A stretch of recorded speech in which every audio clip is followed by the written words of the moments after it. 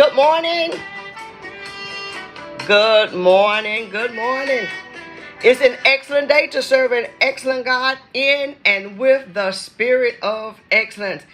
Good morning, good afternoon, good evening, good midnight.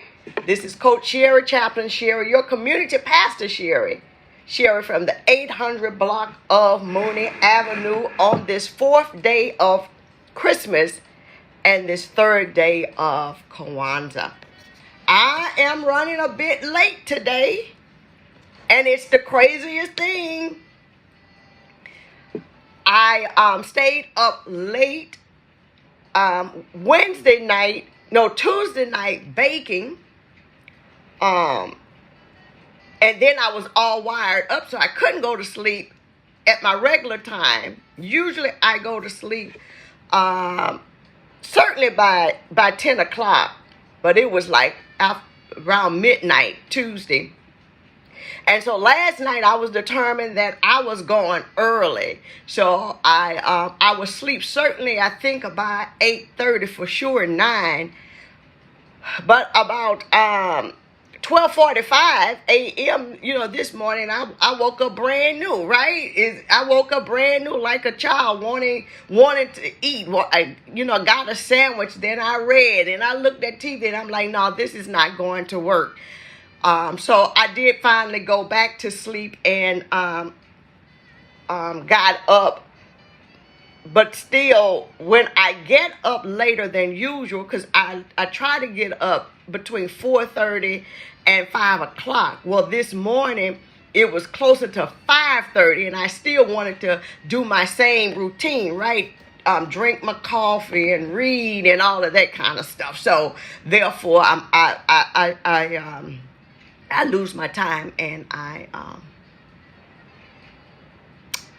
end up being later than usual. But nevertheless, we are here. I pray that at the time that you are listening to this session, that all is well with you. And not only your body is rested and relaxed, but your mind is also. Again, this is the fourth day of Christmas, right? Well, we remember that Christmas is not over, that we are actually now in the Christmas season. We are in the Christmas season right now. And I know you're saying that, well, no, Christmas is the 25th. No, the work of Christmas continues. And so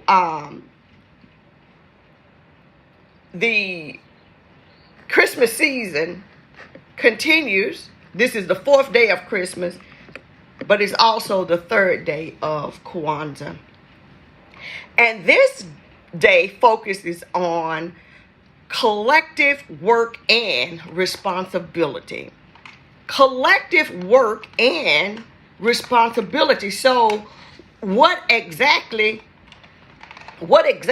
is collective work and responsibility? Good morning, Joyce. Good morning, Joyce. I need to say that although Kwanzaa is not a religious holiday, right? It's not a religious holiday. It does have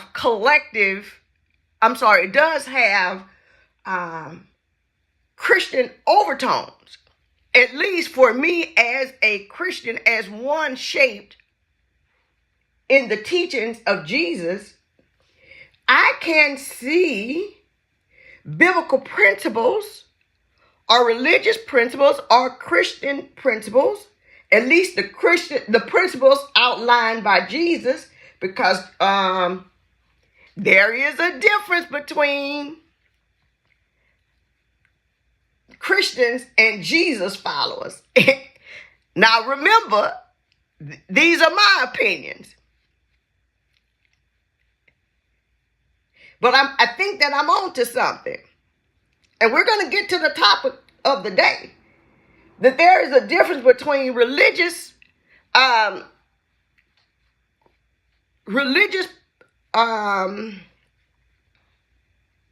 thinking, Christian thinking, and Jesus thinking.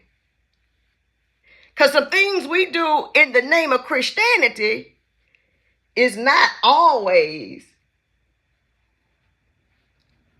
in the way of Jesus. But that's not what we're here to talk about this morning. We're here to talk about this third day of Kwanzaa, collective work and responsibility. So when I think about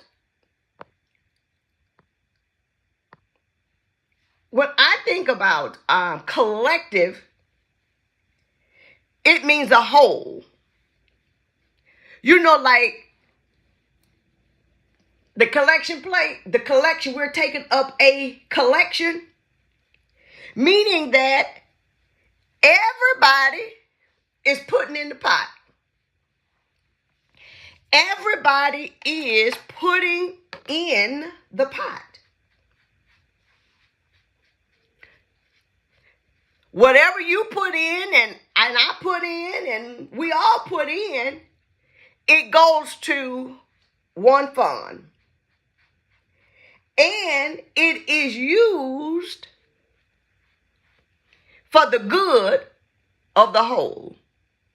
So when I think about collective work, it means that all of us are putting in, or we are working toward a collective goal. Going back to biblical principles, if you think about it,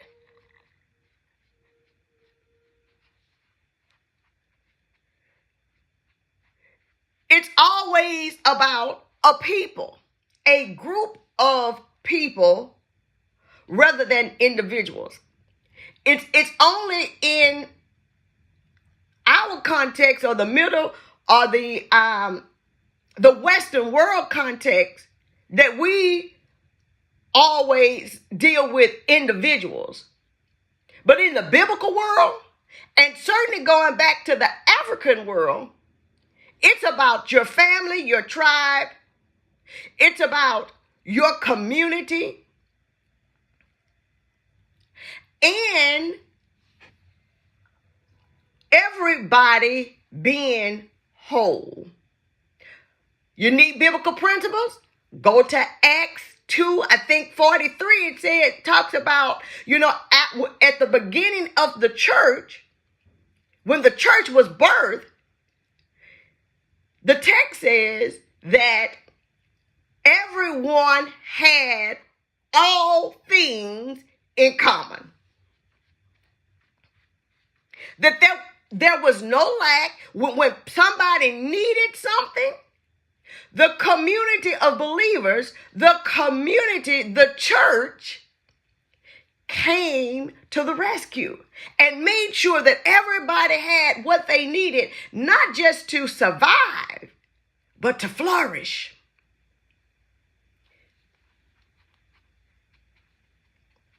So this idea of collective work and responsibility picks up the idea that we should all band together, come together to make sure everyone has what they need. Our communities have what they need. Our families have what they need. Our neighborhoods. Just imagine with me. Put on your sanctified imagination and imagine with me what it would be like if we all came together to build up our communities. What if we all came together and we pull, and this is not a new thing, right? Our foreparents had what they call benevolent societies. You remember that? These clubs and social clubs that they had was not only about having a good time or socializing, but they came together, they pooled their resources to take care of themselves. The burial societies, the benevolent societies. Remember in church, maybe it's just me, but I remember something called the penny offering. The penny offering, and in my church where I grew up in the Greenfield Baptist Church, 100 J.W. Davis Drive, they had two offerings. There was the penny offering, and there, is it still on the church envelope, Joyce? Yes, indeed. There was the penny offering, and that was the offering that you put in. People reached down in their purses and their pockets, and they pulled out their pennies. They pulled out their all of the change, and they put it into the basket, and it was used for mission. It was used to take care of needs. It was used to when there was a need, the penny offering would be used. Now, your church may have been sophisticated and you didn't have what we call a penny offering, but perhaps it was called the mission offering, right? Today, we don't have those individual offerings, but if you look at, as Joyce said, on your envelope, there is a line or item that may say mission, right? It may say mission. Well, that's what that is, because it was going to be used for the needs to make sure that everybody was taken care of. Perhaps we need to get back to the penny offering. Now, of course, we know we got more than a penny, but that's what it was for. So imagine if we had one agenda,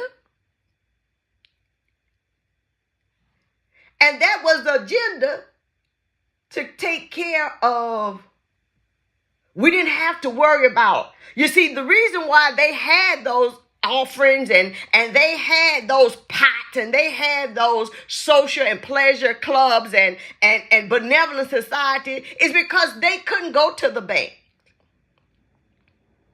They didn't have anyone to go to. They took care of themselves. They took care of their own.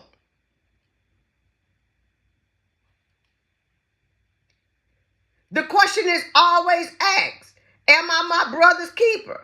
Am I my sister's keeper? Yes, you are.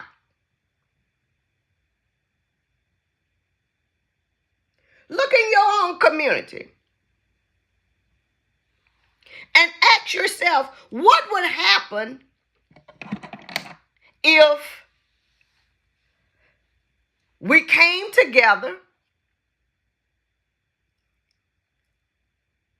as a whole, as one? It's just something about coming together. Mighty things happen. Just go to the upper room. With Jesus, it's the reason why Jesus told him to go up there to be on one accord, because the work that they had to do, they needed to do it together, and each person needed the power to do so. Now, I'm not going to talk about, it's too early for me to talk about Pentecost. I will talk about Pentecost when it comes that time. As you go through your day, look through your neighborhood. see a need. I don't care if it's picking up paper, trash, on the side of the road. I don't care if it's, helping out a neighbor. I don't care what it is. Don't do it by yourself. Go grab you a couple people and do it together. And see what changes for the good can come about when you all put your pennies in the same offering plate to be used for the common good of the whole. On this 4th day of Christmas, this 3rd day of Kwanzaa, may all be well.